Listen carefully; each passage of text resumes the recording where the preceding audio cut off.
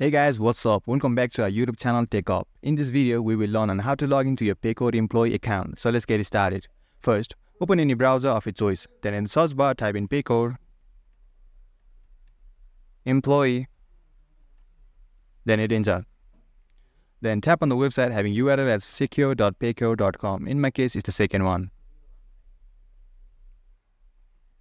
And here you need to provide your username and your password to log into your account. So go ahead and type your username in the text field given for username.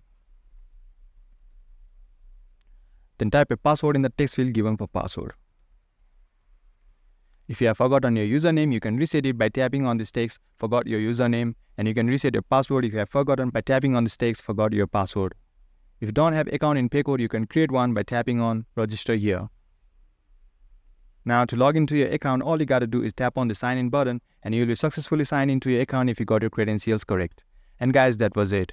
I hope you found this video helpful. If you did, consider liking this video and subscribe to our channel TechUp for more contents like this. Feel free to drop any of your queries in the comment section below. I'll get right back to you.